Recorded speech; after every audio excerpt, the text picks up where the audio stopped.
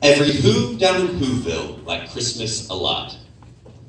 But the Grinch, who lived just north of Whoville, did not. The Grinch hated Christmas the whole Christmas season. Now please don't ask why, no one quite knows the reason. It could be his head wasn't screwed on just right. It could be, perhaps, that his shoes were too tight. But I think that the most likely reason of all may have been that his heart was 2 sizes too small. But whatever the reason, his heart or his shoes, he stood there on Christmas Eve, hating the Whos, staring down from his cave with a sour, grinchy frown at the warm lighted windows below in their town. For he knew every Who down in Whoville beneath was busy now hanging a mistletoe wreath.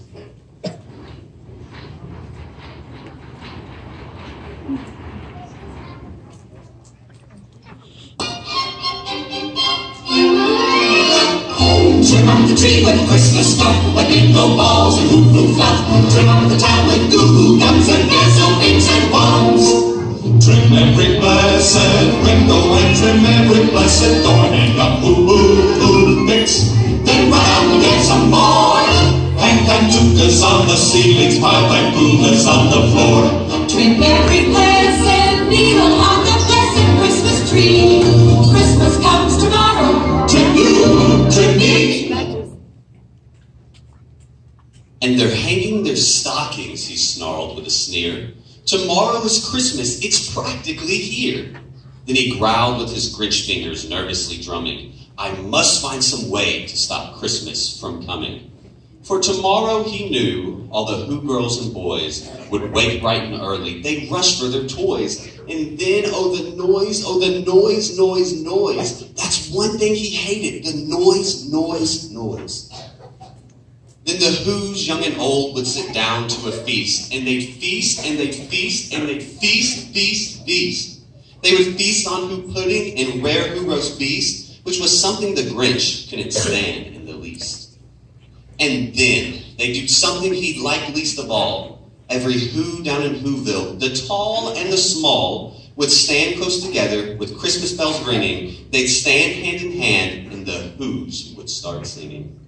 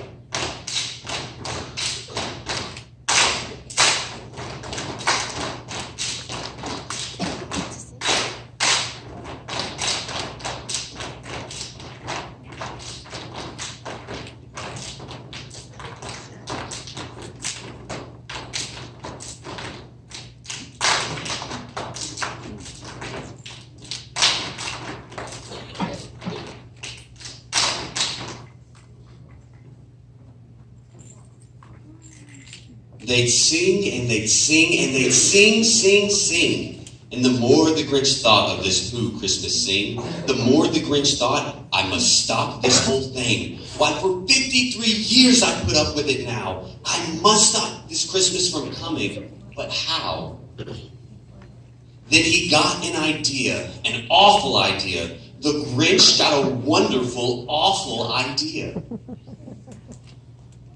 I know just what to do, the Grinch laughed in his throat, and he made a quick Santa Claus hat and a coat. And he chuckled and clucked, what a great Grinchy trick. With this coat and this hat, I look just like St. Nick. All I need is a reindeer, the Grinch looked around. But since reindeer are scarce, there was none to be found. Did that stop the old Grinch? No, the Grinch simply said, if I can't find a reindeer, I'll make one instead. So he called his dog Max, then he took some red thread, and he tied a big horn on the top of his head. Then he loaded some bags and some old empty sacks on a ramshackle sleigh, and he hitched up old Max. Then the Grinch said, get out, and the sleigh started down toward the homes where the Who's lay a snooze in their town. All their windows were dark, quiet snow filled the air. All the Who's were all dreaming sweet dreams without care. When he came to the first little house on the square, this is stop number 1, the old Grinchy Claus hissed, and he climbed to the roof, empty bags in his fist.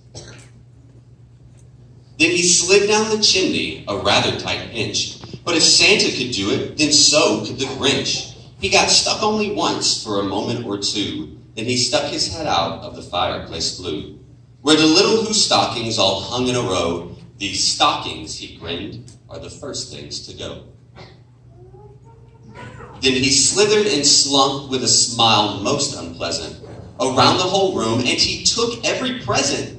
Pop guns and bicycles, roller skates, drums, checkerboards, tricycles, popcorn, and plums. And he stuffed them in bags, then the Grinch very nimbly stuffed all the bags one by one up the chimney.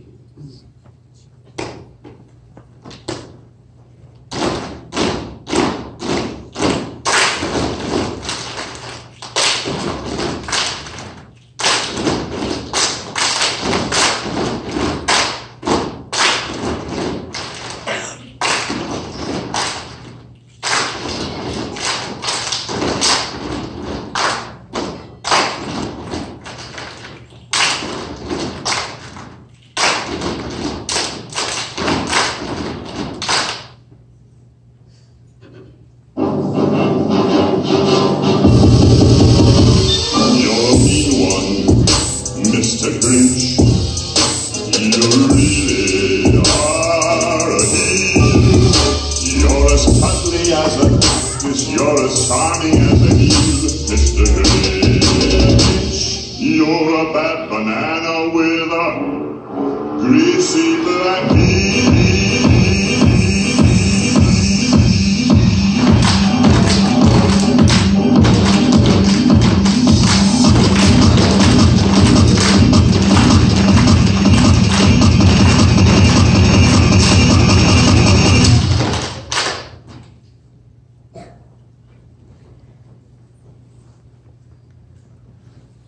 Then he slunk to the icebox. He took the Who's feast. He took the Who pudding. He took the roast beef. He cleaned out that icebox as quick as a flash. Why, that Grinch even took their last can of Who hash. Then he stuffed all the food up the chimney with glee. And now, grinned the Grinch, I will stuff up the tree. And the Grinch grabbed the tree and he started to shove, when he heard a small sound like the coo of a dove. He turned around fast and he saw a small Who, little Cindy Lou who was not more than 2. The Grinch had been caught by this tiny Who daughter, who got out of bed for a cup of cold water. She stared at the Grinch and said, Santa Claus, why? Why are you taking our Christmas tree? Why? But you know that old Grinch was so smart and so slick, he thought up a lie and he thought it up quick.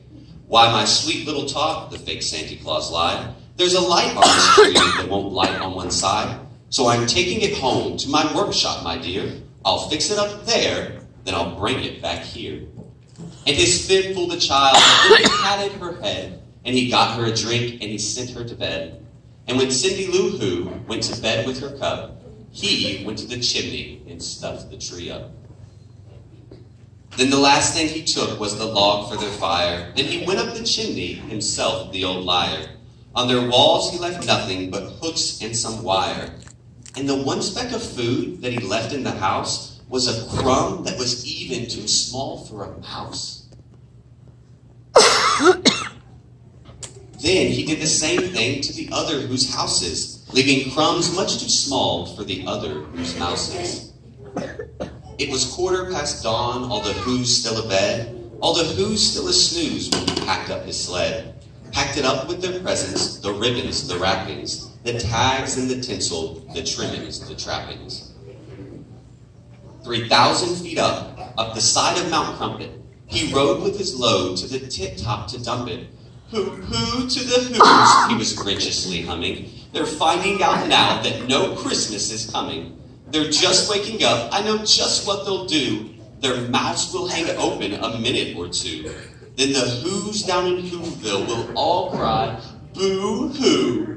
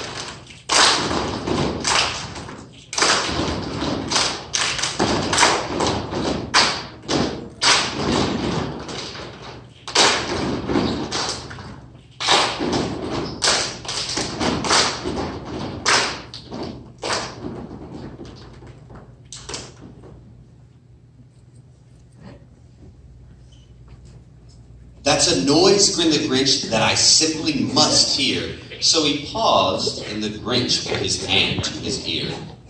And he did hear a sound rising over the snow. It started in low, then it started to grow. But the sound wasn't sad. Why, this sound sounded merry. It couldn't be so, but it was merry, very. He stared down at Whoville, the Grinch popped his eyes. Then he shook. What he saw was a shocking surprise. Every who down in Whoville, the tall and the small, was singing without any presents at all. He hadn't stopped Christmas from coming. It came. Somehow or other, it came just the same.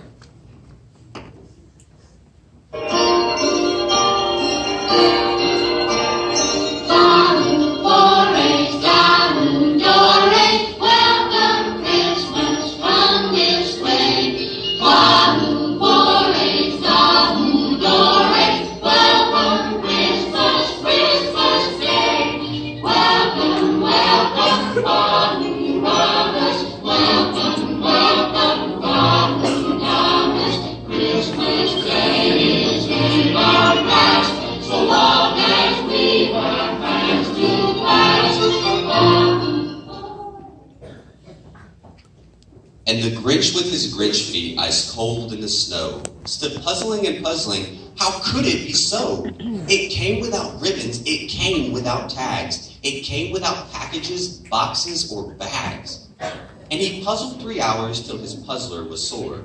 Then the Grinch thought of something that he hadn't before. Maybe Christmas, he thought, doesn't come from a store. Maybe Christmas, perhaps, means a little bit more. And what happened then? Well, in Whoville they say that the Grinch's small heart grew 3 sizes that day. And the minute his heart didn't feel quite so tight, he whizzed with his load through the bright morning light, and he brought back the toys and the food for the feast. And he himself, the Grinch, carved the roast beast. If you want to know who's the who's who of Whoville, it's the Grinch. Ha ha ha! Let's get crunk in Mount Crumpet. Welcome to the Grinch's lair! Ha ha ha ha! Watching the bill and the who's looking at me. Suit on and you know my hair naughty. Hey, hey, hey. Okay. Now won't y'all do it? Do the dance now. Grinch is on that beat. Grinch is on that beat. Grinch is on that. Grinch is on that. Grinch is on that beat. I see the present.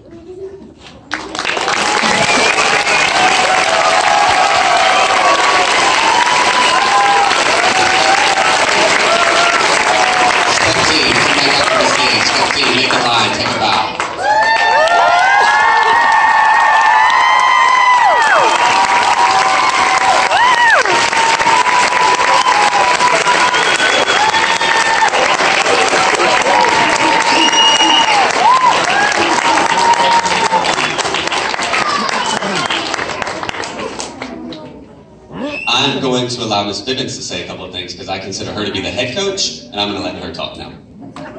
She did all the choreography, she planned all the steps, she did literally everything.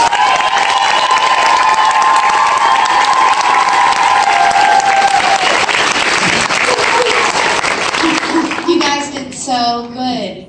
We appreciate these hard workers, and we also appreciate their teachers and their parents for listening to them practice a bunch. Those steps can get, they can require some patience as you hear them 100 times at home, I'm sure. So thank you for that. And thank you guys for working so hard. They actually only had about 10 practices to put together this show, so we're excited to see what all they can accomplish by the end of the year, because we're hoping to do another show at the end of the year. So good job, guys. You did great.